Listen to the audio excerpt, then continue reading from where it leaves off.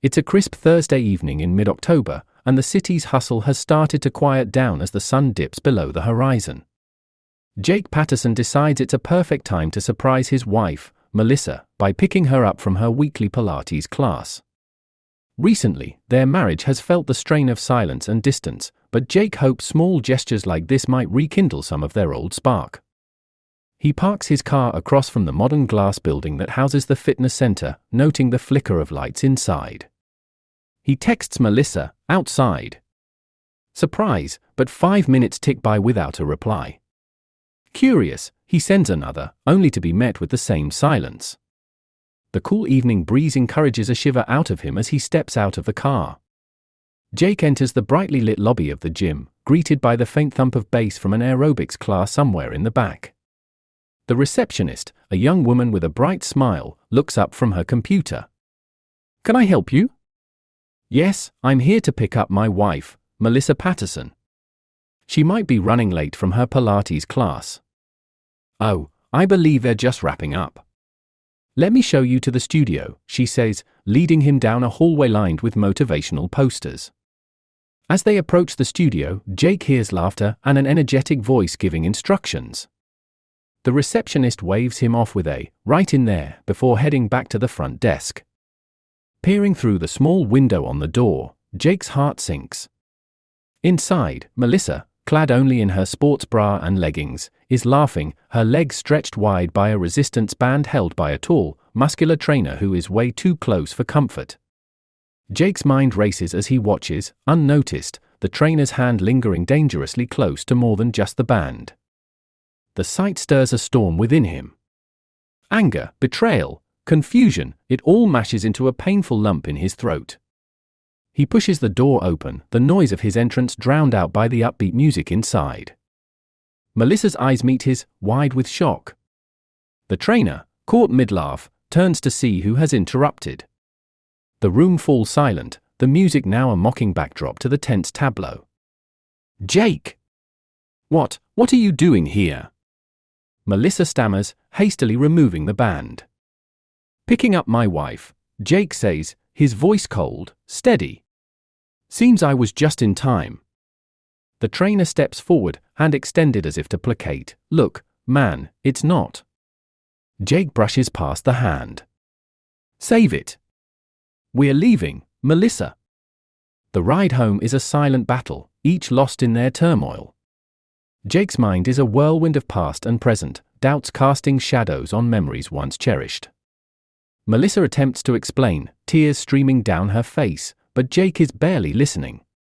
His thoughts are already forming a plan, a way to reclaim his dignity, to ensure that this betrayal costs her as much as it has cost him. Arriving home, Jake's decision is clear. "I want a divorce," he declares without a trace of hesitation.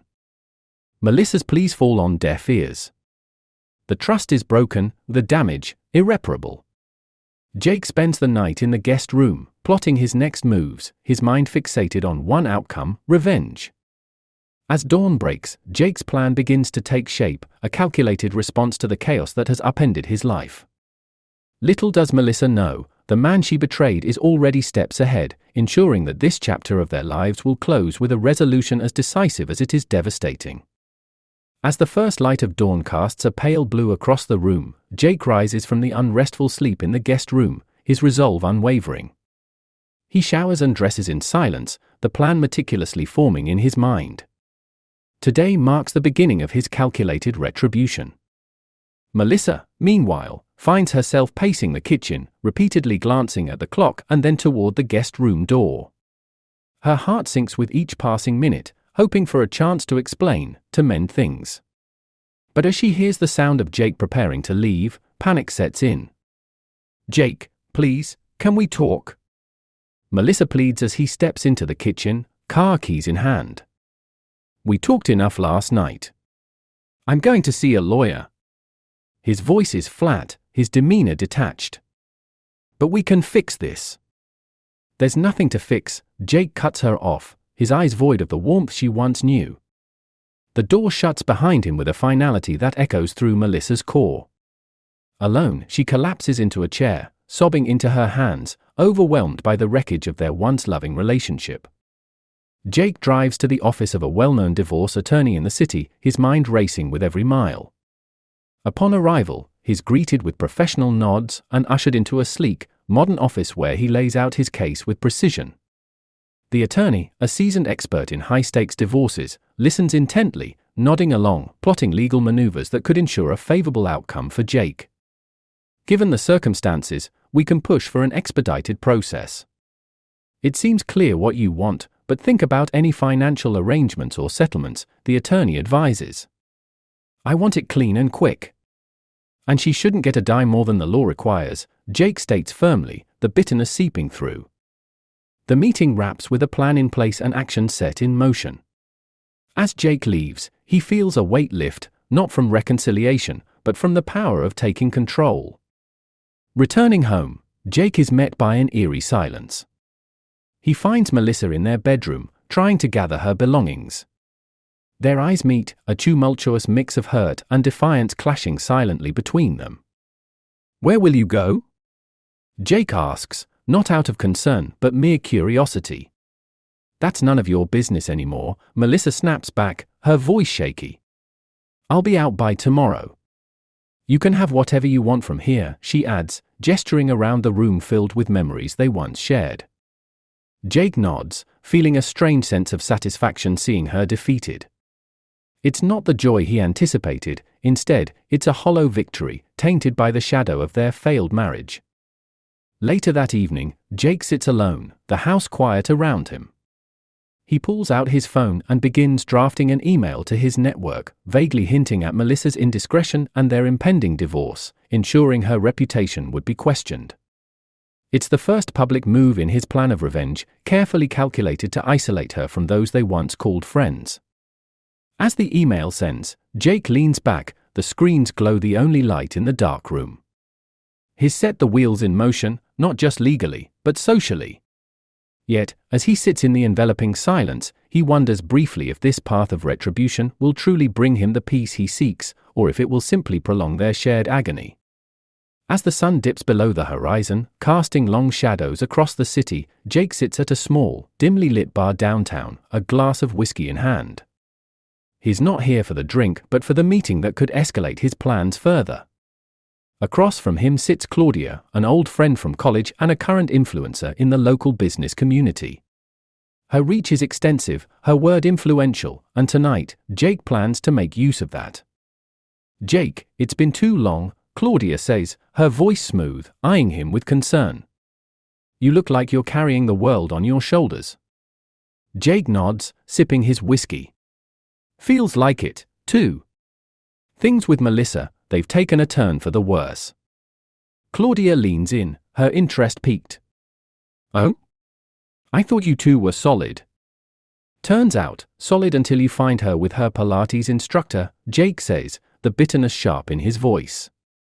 The bar's low hum of conversations masks the weight of his words. Claudia's eyes widen, a mix of shock and intrigue flashing through them. "You're kidding. Melissa? That doesn't sound like her." "That's what I thought. But I saw it with my own eyes. It's why I'm divorcing her." But that's not all, Jake continues, his voice dropping as he delves into the darker part of his plan. "I want to make sure she doesn't just walk away from this unscathed." "You're talking public?" Jake nods. "Exactly. I sent out a round of emails to our friends, hinting at why we're divorcing. But I need a bigger push. Something that makes her reputation take a real hit." Claudia's expression shifts from surprise to contemplation. "Jake, you know I have the means, but why drag this into the mud? Isn't the divorce enough?" "It's not about revenge," Jake lies, his gaze steady. "It's about accountability. I want people to know what she did, to see her for who she really is." After a moment, Claudia sighs, pulling out her phone. "All right. I don't usually get involved in personal matters like this, but I'll trust your judgment. I'll make a few subtle posts. Just enough to stir the pot." "Thank you, Claudia," Jake says, a cold satisfaction settling in as he watches her type away. Leaving the bar, Jake feels a sense of motion, the gears of his plan turning faster. He drives home, the city lights blurring past, each one a reminder of the life he once thought he had. At home, the silence greets him like an old friend. He logs onto his computer, checking the responses to his initial emails. There are expressions of shock, support, even a few condemning Melissa without knowing the full story. Jake feels a twinge of guilt, but quickly smothers it with thoughts of his betrayal. The next morning, the effects of Claudia's influence begin to show. Social media is subtly abuzz with hints and whispers about Melissa's character, her professional integrity called into question without a single direct accusation made. Jake watches the fallout from a distance, disconnected from the emotions he once felt towards the woman he loved.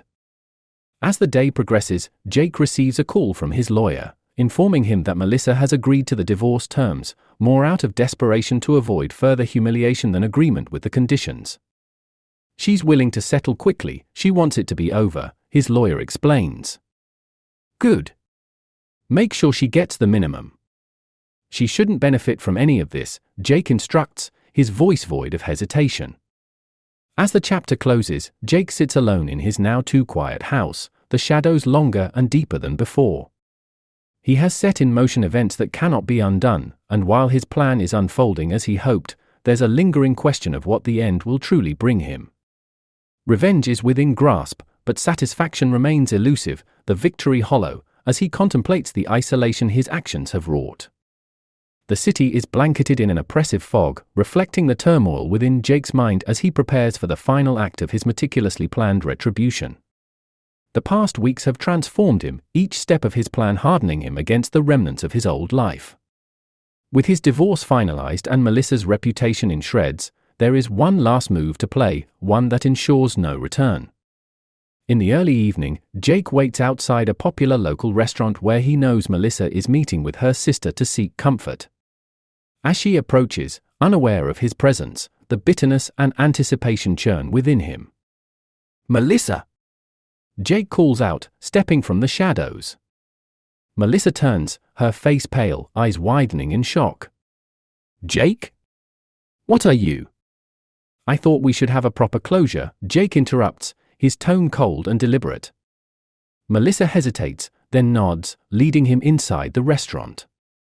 They choose a secluded table, the noise of the diners around them a muffled backdrop to their tense conversation. "I hope you're satisfied," Melissa begins, her voice low and strained. "You destroyed everything. My career, my friendships." "It's only what you deserved," Jake replies sharply, his gaze unwavering. "But there's something you should know. The real reason behind all this." Melissa's eyes search his, confusion and fear mingling. "What are you talking about?" Jake leans forward, the final card in his hand now ready to be revealed. "There was no affair, Melissa. That scene at the gym was staged. Your precious instructor, he was in on it. I paid him to play his part." The words hang heavy in the air, the implication dawning on Melissa with devastating clarity. "You, or what? Why would you do that?" "To test you. To see if you'd fight for us or just let it all go. And you failed, spectacularly," Jake declares, each word laced with venom. Melissa recoils as if struck, her face crumpling in pain. "You set me up? All this, it was a game?"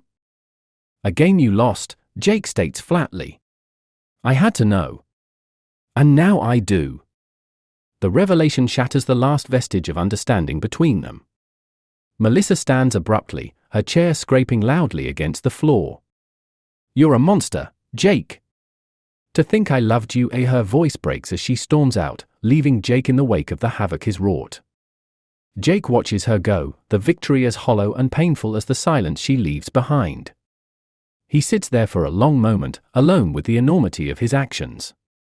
The restaurant buzzes around him, oblivious to the personal apocalypse at his table. Days turn into weeks, and the fallout of his final revelation spreads like wildfire.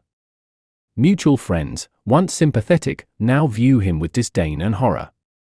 His professional life suffers as his personal vendetta becomes public knowledge, the story twisting into a cautionary tale of how far one man went to prove a point. Jake's life, once filled with companionship and love, now mirrors the foggy nights of the city, opaque, isolated, and cold. The satisfaction he imagined revenge would bring proves illusory. Instead of closure, he finds himself grappling with the depth of his own capacity for deception and cruelty. As the story closes, Jake remains a figure hardened by his own machinations, a man who engineered his own solitude. Melissa, forever altered by the betrayal, rebuilds her life far from the man she once loved, her heart guarded against future deceits. They part forever, not just in distance but in spirit, each bearing the scars of a betrayal too profound to forgive.